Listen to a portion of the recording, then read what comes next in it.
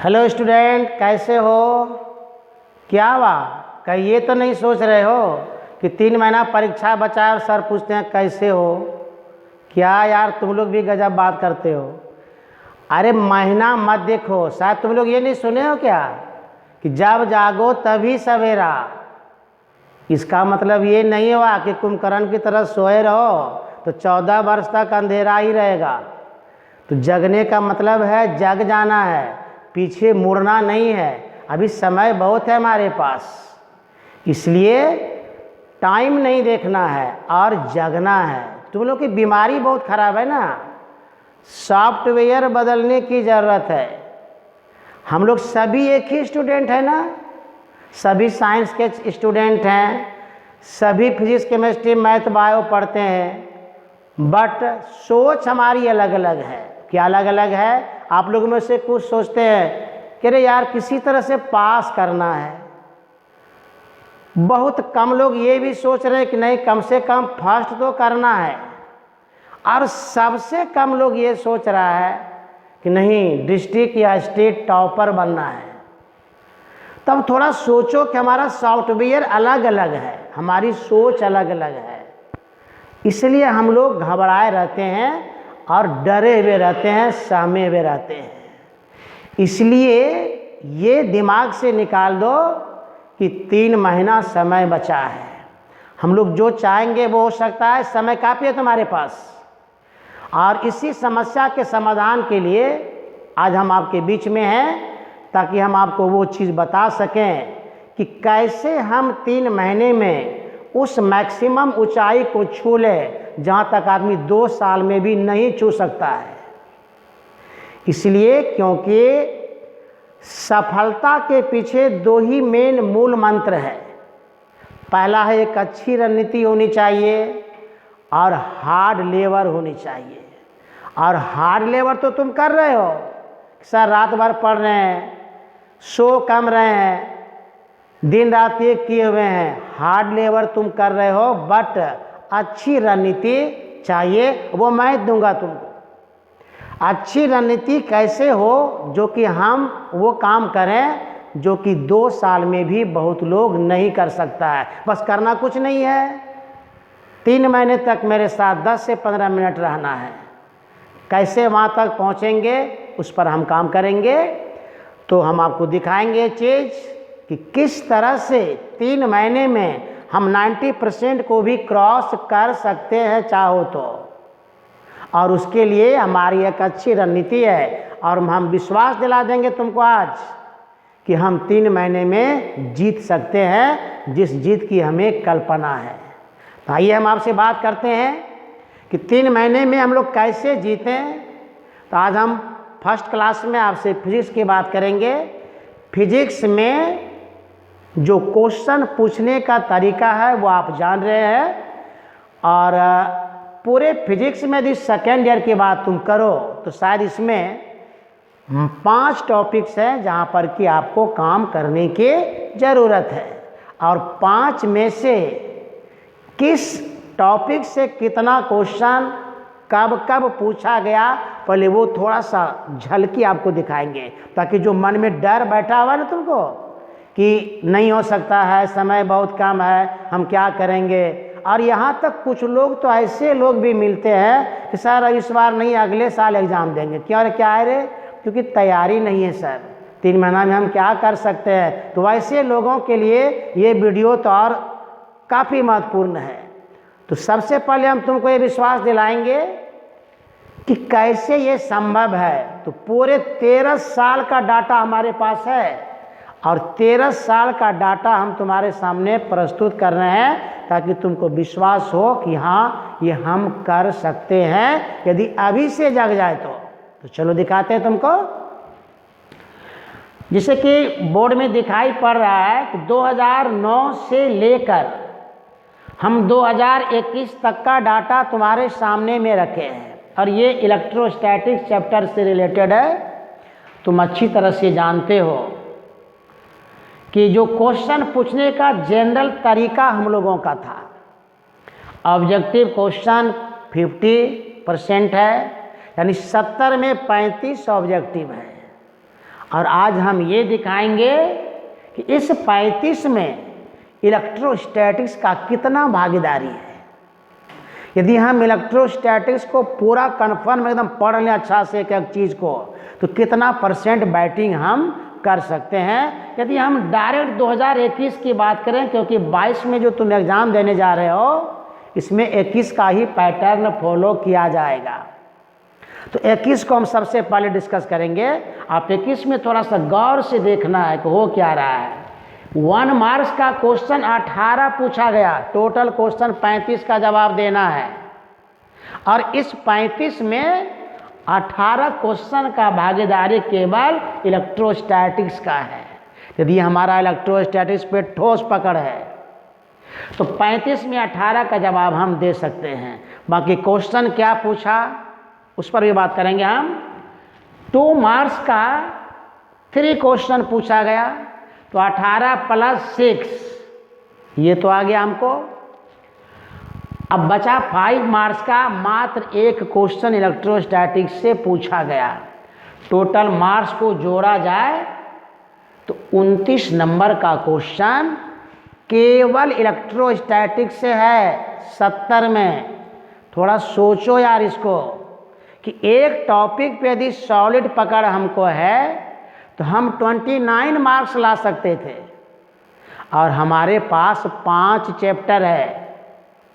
तो 5 चैप्टर पढ़ने की ज़रूरत भी नहीं है।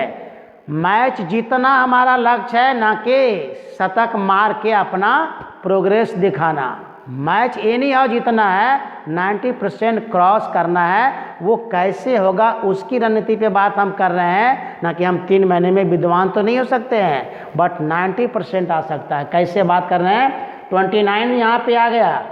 हम 21 पे इसलिए जोर दे रहे हैं कि 21 का पैटर्न ही हमारा 22 में रहने वाला है।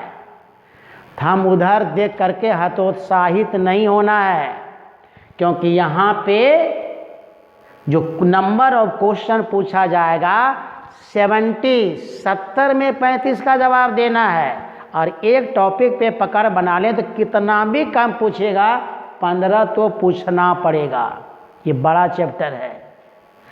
इसलिए मेरा कहना है कि हम क्या करें जो कि हमारा काम आसानी से 3 महीने में फुलफिल हो जाए। और हो सकता है, करना कुछ नहीं है।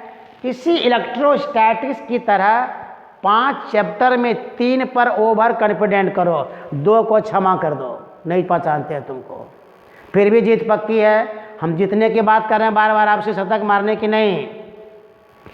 5 चैप्टर में से 3 चैप्टर पर सॉलिड पकड़ हमको चाहिए, और यदि सॉलिड पकड़ आ गया तो 2 में ही हम मैक्सिमम रन बना लेंगे। तीसरा जो थोड़ा सा कमी रहेगा वो उसको पूरा करेगा। अब मान लो 1 सेकेंड के लिए कि 1-2 क्वेश्चन नहीं लड़ा इधर से, तो इतना दिन जो हम लोग कुछ पढ़े तो घास नहीं गए हो यार, कुछ तो किया होगा ना, कुछ तो पढ़ा होगा, तो वो यूज हो जाएगा। हम लोग साफ बेकार तो है नहीं, बट 3 टॉपिक पे ओवर कॉन्फिडेंस करना है। अब 3 में किसको चुने, समस्या तो ये है। एक इलेक्ट्रोस्टैटिक्स को पकड़ो, एक ऑप्टिक्स पकड़ लो, और इलेक्ट्रिक करंट को बारीकी से देख लेना है। और यदि इसमें से किसी को है कि सर हमको मेरा ऑप्टिक्स कमज़ोर है, मेरा इलेक्ट्रिक करंट में हमको उतना मन नहीं लगता है, तो टेंशन नहीं लेना है। मॉडर्न फिजिक्स भी इंतजार में आपका है, जिसमें कम समय में बढ़िया मार्क्स ला सकते हो। इसलिए 4 में कोई 3 को सेलेक्ट करना है, बाकी 2 को सलाम कर लेना, भैया एग्ज़ाम के बाद फरिया लेंगे, फिलहाल तुमको हम नहीं पहचान रहे हैं। जीत पक्की है, क्योंकि मात्र 35 क्वेश्चन में टिक मारना है, 70 क्वेश्चन रहेगा। 2 टॉपिक में ही 30+ हम जा रहे हैं, और तीसरा टॉपिक में तो आपको बहुत 35 से प्लस लेके चला जाएगा। इसलिए हतोत्साहित नहीं होना है। करना ये है कि अच्छी रणनीति के साथ 3 महीना को जागना है। 3 महीने जागना मतलब रात में सोना मत। ये कि कहने का मतलब ये हुआ जागने का कि एक्टिव हो जाना है। जब जागो तभी सवेरा, कहने का मतलब ये है कि बी एक्टिव, एक्टिव हो जाना है। ताकि जो लक्ष्य तुम्हारा है उसको हम अच्छी तरह से क्या करें, प्राप्त कर सकें। इसलिए कहीं टेंशनाइज होने की ज़रूरत नहीं है।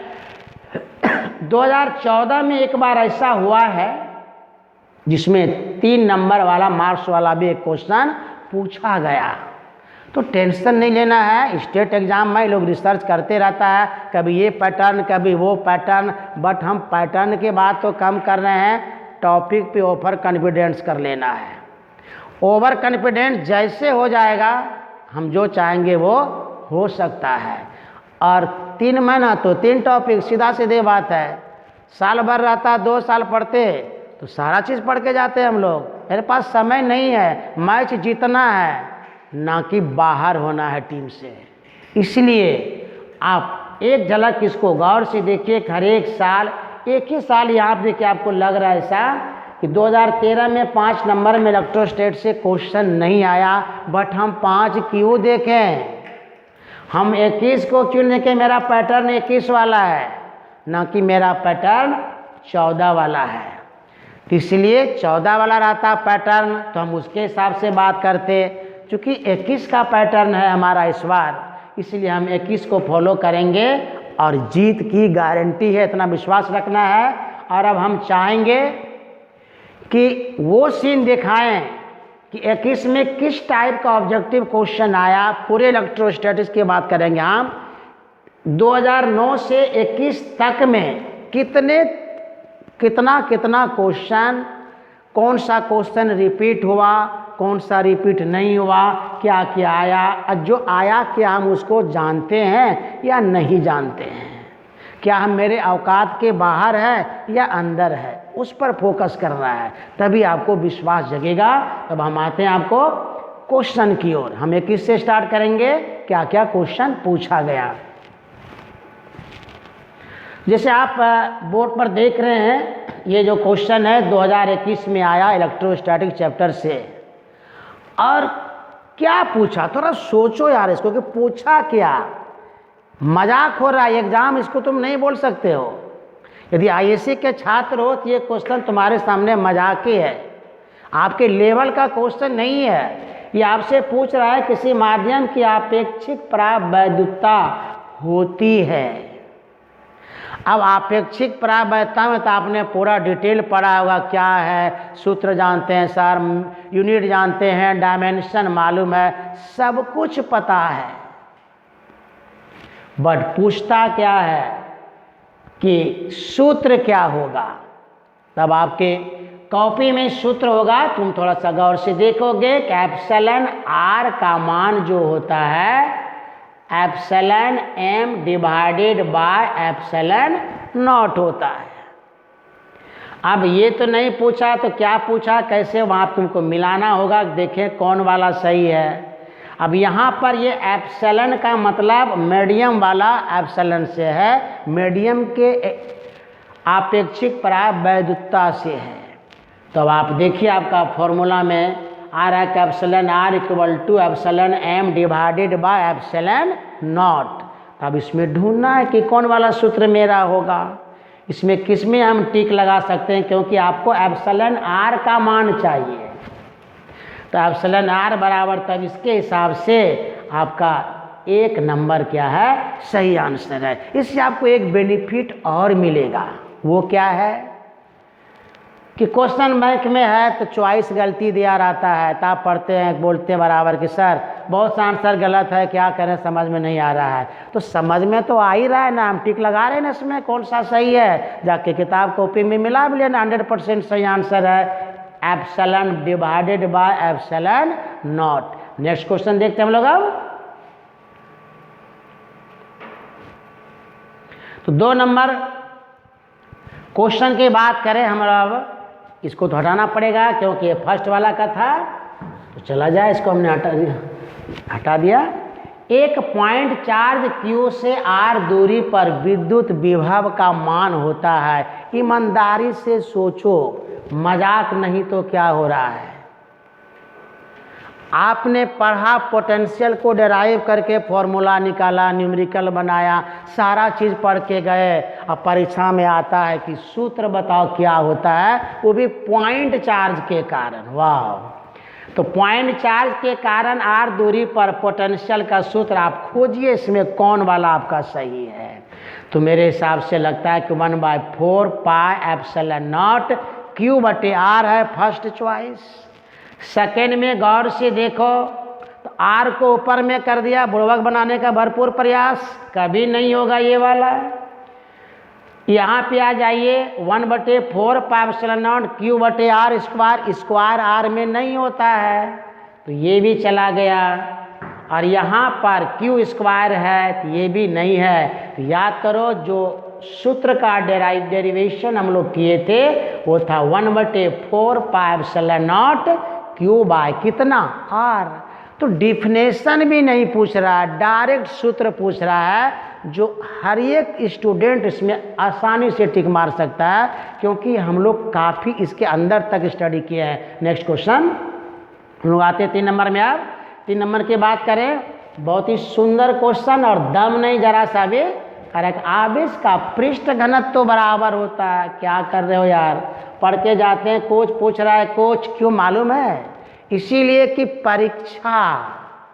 परीक्षा का मतलब पर की इच्छा, तुम्हारी और हमारी इच्छा नहीं। आम पढ़ के जाओगे, पूछेगा इमली क्या है, तो जवाब देना है वहाँ पर। तो आपसे पूछ रहा है कि आवेश का पृष्ठ घनत्व, तो याद करो पृष्ठ मतलब सिग्मा बराबर आवेश बटे एरिया। तो आवेश बटे एरिया, अब आपके पास में पहला कहता है कि आवेश गुना क्षेत्रफल, उतना बुड़बक तो हम लोग नहीं है, ये नहीं होगा। नेक्स्ट क्या हो जाएगा, कुल आवेश बटे कुल क्षेत्रफल, इस पर तो है कि होने का चांस। यहाँ देखो दोनों चॉइस में आयतन से भाग दे दिया।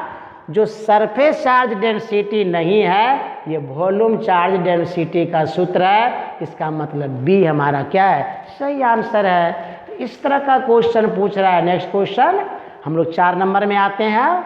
तो सबसे पहले इसको हटा दें, कंफ्यूज मत होना।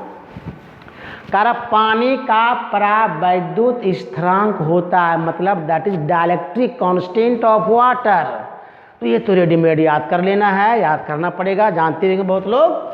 तो चूंकि वाटर की बात हो रही है, हाँ एयर का पूछता तो उसका अलग हो जाता है। एयर में भी क्या सिचुएशन है, यदि 1 एटमॉस्फेयर पर पूछेगा तो 1.0005 होता है, और यदि 100 एटमॉस्फेयर पर पूछेगा तो 1.0548 होता है। तो उतना दिमाग उतना नहीं पूछेगा, आपको सीधा 1 जानना है। बट उसमें यदि 1 एटमॉस्फेयर प्रेशर पे पूछेगा तो वैल्यू अलग होगा। लेकिन यहाँ तो सीधा सीधे वाटर का पूछ रहा है, और वाटर का होता है कितना, 80। तो ये आपको रेडीमेड याद करने की ज़रूरत है, 1-2 बार देखेंगे याद हो जाएगा, बराबर पूछता है। तो नेक्स्ट क्वेश्चन हम लोग 5 नंबर की ओर मूव कर रहे हैं। 5 मार्क्स में देखें 5 में क्या है। 5 में कह रहा है कि आर त्रिज्या की पृथ्वी की विद्युत धारिता। अरे यार हम लोग तो इस पर न्यूमेरिकल बहुत बनाए हैं, अभी पूछ क्या रहा है, सूत्र पूछ रहा है। तो इसको क्या कहोगे, कुछ भी कहना मुश्किल है, परीक्षा है। चलो भाई जो पूछ रहा जवाब देंगे हम लोग। आर त्रिज्या की पृथ्वी की विद्युत धारिता, तो याद करो सूत्र था हमारा C बराबर 4 pi epsilon naught into R, जहाँ पर आर पृथ्वी की क्या है, त्रिज्या है। तो अब खोजो यहाँ पे कौन वाला सही है। तो दिख तो रहा है सर नीचे वाला 4 pi epsilon naught into R, मतलब बी हमारा सही आंसर है।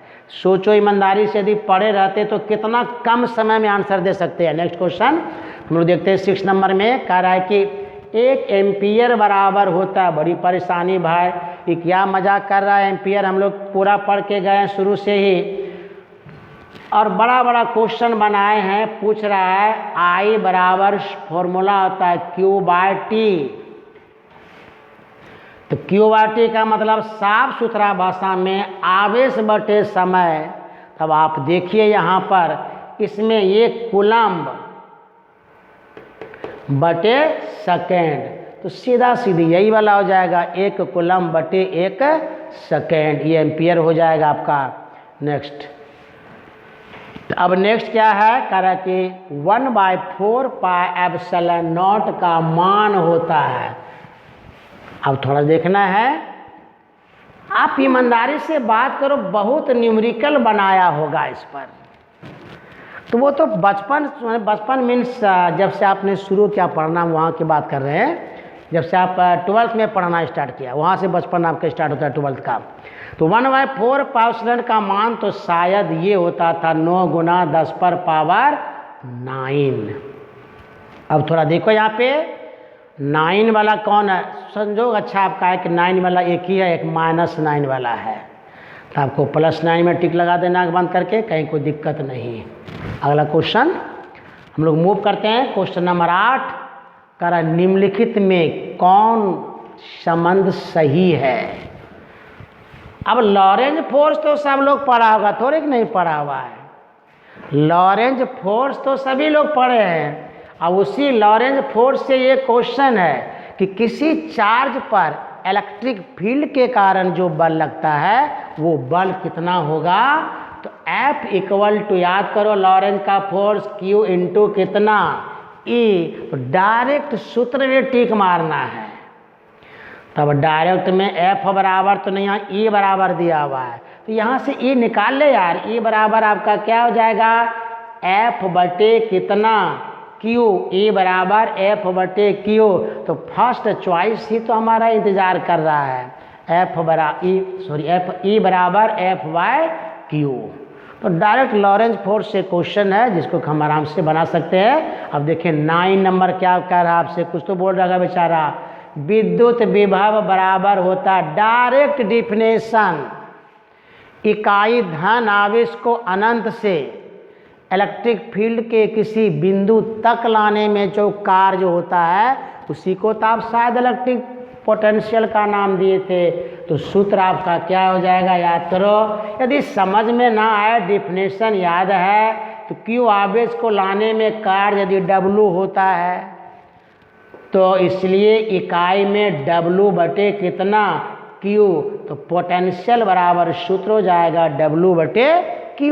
तब खोजो इसमें W बटे Q कहाँ है, B नंबर आपका इंतजार कर रहा है, ये वाला सही आंसर होगा, कार्य बटे आवेश। नेक्स्ट क्वेश्चन 10 नंबर की ओर मूव कर रहे हैं हम लोग। कह रहा है कि इलेक्ट्रिक डायपोल मोमेंट का SI मात्रक, इससे सस्ता क्वेश्चन क्या हो सकता है, थोड़ा सोचो। सूत्र भी नहीं पूछ रहा है, डायरेक्ट यूनिट पूछ रहा है। क्या होगा भाई, हो जाएगा इलेक्ट्रिक डायपोल मोमेंट। तो याद करना, सूत्र हमारा होता था M बराबर Q इंटू 2L। ये है आवेश, आवेश का यूनिट होता है coulomb, be careful, capital C देना है, और इसका हो जाएगा मीटर। तो कूलम मीटर किधर है भाई, खोजो। फर्स्ट चॉइस, हाँ फर्स्ट चॉइस, ये क्या हो गया, कूलम मीटर। नेक्स्ट क्वेश्चन की ओर मूव करेंगे हम। अब 11 नंबर में कह रहा कि 1 फैराड बराबर होता है। तो बड़ी समस्या, फैराड आ गया, कंडेंसर से क्वेश्चन है यह, तब तो आपको दिमाग कंडेंसर में जाना है। फैराड का मतलब आप अच्छी तरह से धारिता का सूत्र पढ़े हैं, C बराबर बोलो Q बटे V। तो C बराबर Q बटे V, यूनिट दिया हुआ है, Q का मतलब कूलम, V का मतलब पोटेंशियल से है, तो इसको ऊपर ले जाओ, C V इनवर्स 1। तो सोचो किधर है V इनवर्स 1, इकलौता चॉइस जो आप ही की ओर तो देख रहा है, कूलम प्रति वोल्ट। तो ये वाला पहले का था, इसको हटा देना है, आपका आंसर इसका सही है कूलम प्रति वोल्ट। तो 11 हो गया, हम लोग 12 की ओर मूव कर रहे हैं। अभी तक एक भी सवाल नहीं आया जिसको देख के पसीना थोड़ा सा निकले। आवेशित चालक की स्थितिज ऊर्जा होती है, डायरेक्ट सूत्र पूछ रहा है, पुनः भाग नहीं करवा रहा आपसे, जान रहा है कि आप लोग गरीब आदमी हैं। तो सीधा हो जाएगा क्या, हाफ CV स्क्वायर। तो देखते ही टिक मारो, कुछ मत करो इधर उधर। तो अगला क्वेश्चन 93 में, हवा में एप्सिलॉन R का मान होता है। तो ये इन्फिनिटी मत लगा देना इसमें। अभी हम आपसे बात की थोड़ा देर पहले कि यदि एयर का 1 एटमॉस्फेयर पर पूछे तो थोड़ा सा डिफरेंस होगा 100 एटमॉस्फेरिक प्रेशर से, लेकिन हम लोग कैलकुलेशन में जनरली 1 ही मानते हैं। बट नॉलेज के लिए 1 एटमॉस्फेयर पर 1.00059, बट यहाँ ऐसा कुछ नहीं बोल रहा है कितना प्रेशर पर, तो आंख बंद करके इसमें टिक लगाना है, वैल्यू जाएगा इसका 1। तो नेक्स्ट 14 की ओर मूव कर रहे हैं। विद्युत क्षेत्र में एक आवेशित कण पर लगने वाला बल का मान होता है। क्या मजाक हो रहा है, एक ही क्वेश्चन को 2 बार रिपीट किया गया कि जीतने के लिए बॉल फेंक रहा है आपको, उसके बाद भी हम डर रहे हैं। जीतने का भरपूर उपाय किया गवर्नमेंट ने। कह रहे विद्युत क्षेत्र में एक आवेशित कण पर लगने वाला बल, मतलब लॉरेंज फोर्स जो पहले क्वेश्चन आया था।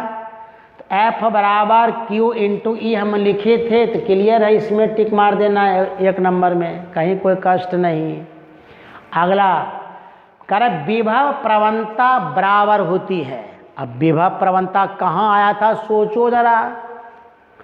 विभव प्रवणता पोटेंशियोमीटर में आया था, बट पोटेंशियोमीटर तो चला गया इलेक्ट्रिक करंट में। सर आप इलेक्ट्रोस्टैटिक की बात कर रहे हैं, सोचो एक सेकेंड के लिए, कहाँ है इलेक्ट्रोस्टैटिक्स में। आप एक सूत्र 2 नंबर वाला पढ़े होंगे, गुरुजी पढ़ाएंगे आपको, E बराबर -dV/dr।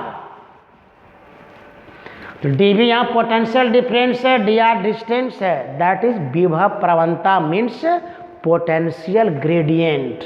तो पोटेंशियल ग्रेडियंट का सूत्र होता है ये वाला dV/dr। बस संजोग से लाइन तो इसमें लगा हुआ लगता है कि ये वाला, बट ये तो गलत है, ये dx/dV है, ये नहीं होगा। बी में आ जाए dx इंटू dV, 100% गलत। 3 नंबर में dV/dx ये चलेगा, क्योंकि हम dr लिखें, यहाँ पे dx दिया है। मतलब पोटेंशियल में लंबाई से भाग दे दो, डिवाइड कर दो, तो उस राशि को पोटेंशियल ग्रेडियंट मीन्स विभव प्रवणता कहते हैं। तो C नंबर आपका राइट आंसर है। आगे बढ़ते हैं हम लोग। दैट इज इलेक्ट्रिक फ्लक्स का SI मात्रक। अब सोचो इलेक्ट्रिक फ्लक्स का SI मात्रक क्या हो सकता है। बोला गया सर नहीं याद है, तो कम से कम सूत्र तो यार याद रखना पड़ेगा। तो सूत्र इलेक्ट्रिक फ्लक्स का याद करो, φE बराबर E इंटू A। तो E का मतलब यहाँ और A का मतलब एरिया, E इलेक्ट्रिक फील्ड है। तो अब यहाँ सबसे बड़ा बीमारी क्या है कि वोल्ट मीटर में आंसर दिया, वोल्ट मीटर है, वोल्ट प्रति मीटर है, एम्पियर मीटर है, ओम मीटर है। यदि आप इलेक्ट्रिक फील्ड का मात्रक लिखें तो आप ये लिख सकते हैं वोल्ट प्रति मीटर। सर कैसे लिख दिया आप ये, अभी तुरंत क्वेश्चन ही कभी आया था आपके सामने में, E बराबर dV/dr, ये पोटेंशियल डिफरेंस है, तो volt divided by distance means metre. तो इलेक्ट्रिक फील्ड का यूनिट वोल्ट प्रति मीटर भी होता है, क्योंकि अकॉर्डिंग टू क्वेश्चन आंसर चाहिए ना, इसलिए आपको वोल्ट प्रति मीटर इंटू एरिया का तो मीटर स्क्वायर, एक एक कटेगा, मतलब वोल्ट मीटर। तो खोजो कहाँ वोल्ट मीटर आपको देख रहा है भाई, वोल्ट मीटर कहाँ हो, तो हम C पर हैं सर, तो टिक लगा देंगे कटाक से। बट कोई ज़रूरी नहीं है, इलेक्ट्रिक फील्ड का दूसरा यूनिट भी लिख सकते हैं हम लोग, लेकिन इसमें वोल्ट मीटर में दिया है तो हम लोग इसमें टिक लगाएंगे।